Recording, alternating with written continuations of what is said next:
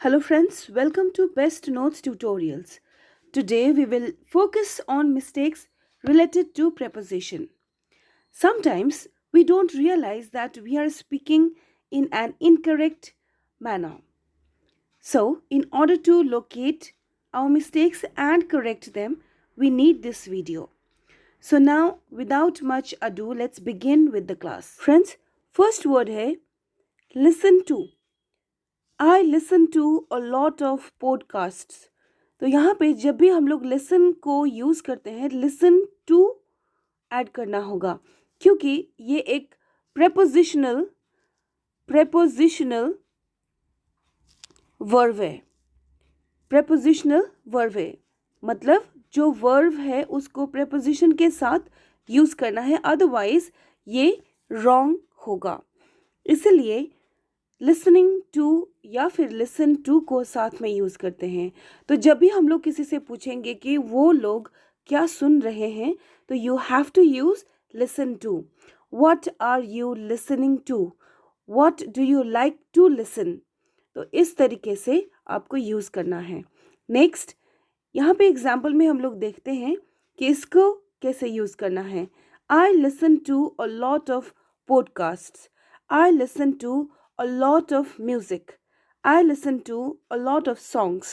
So in this way you have to use the verb listen. और यहाँ पे आपको बहुत ही important चीज़ याद करना है, ये है prepositional verb और कभी भी listen को अकेले नहीं यूज़ करते हैं. Listening to, listen to, listened to, इस तरीके से according to time यूज़ करेंगे. Let's move to number 2, which is depend on.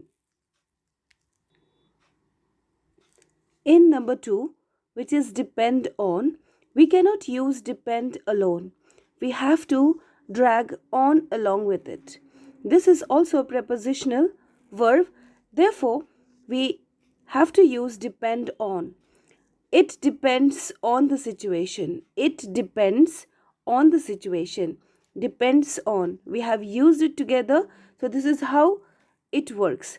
Next point which I need to mention out here is that this S, it has to be used according to the subject which is given in front. Here it is it.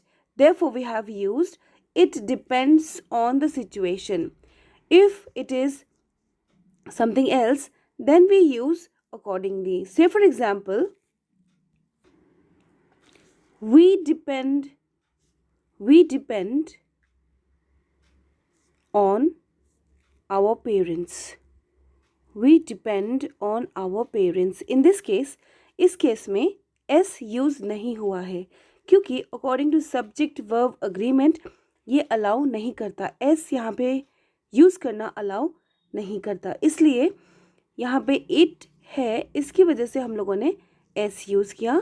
अगर यहाँ पे we है तो s use नहीं करना है. तो इसको यानी कि डिपेंड को ऑन के साथ में यूज़ करेंगे. प्लस हमको ध्यान रखना है कि सब्जेक्ट कौन सा है. He, she, it. He, she और इट के लिए हम लोग एस यूज़ करेंगे. He depends on, she depends on, it depends on. लेकिन यहाँ पे अगर वी हो तो एस यूज़ नहीं करना.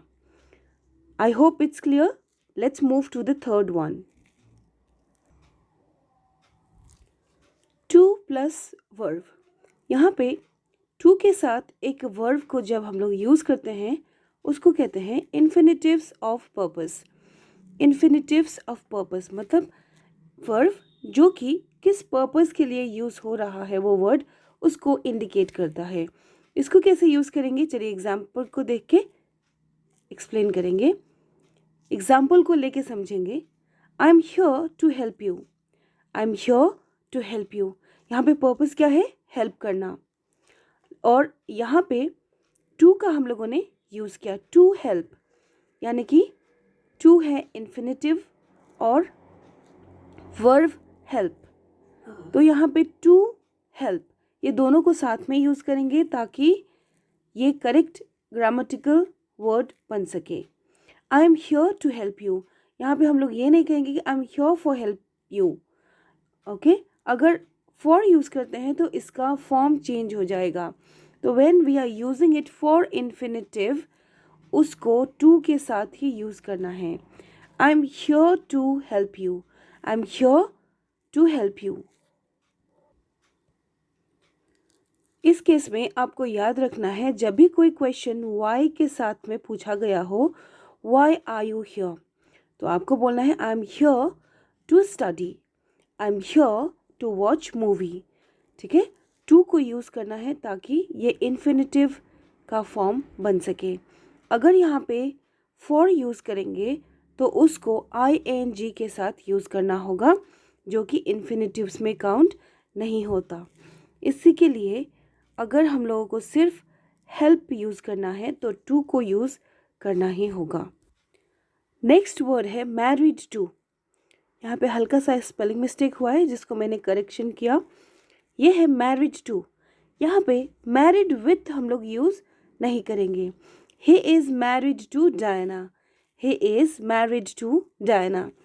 यहाँ पे विथ अगर यूज़ करते हैं तो ये रॉन्ग हो जाएगा। इसी की वजह से जब हम लोग इन्फिनेटिव्स को यूज़ करते हैं तो मैरिड टू को ही यूज़ करना है, नहीं तो ग्रामेटिकल मिस्टेक हो जाएगा और जो मार्क्स हम लोगों के एग्जामिनेशन में आने वाले हैं वो नहीं मिलेंगे हमको। तो हमको यूज़ करना है मैरिड टू, हमेशा मैरिड के साथ टू यूज़ करना है। और वहाँ पे जो भी ऑप्शंस हैं, 4 ऑप्शंस में जो भी टू के साथ में दिखेगा वर्ब, उसको राइट आंसर टिक करना है। He is married to Diana. Next, number 5 and the last one is for plus duration of time.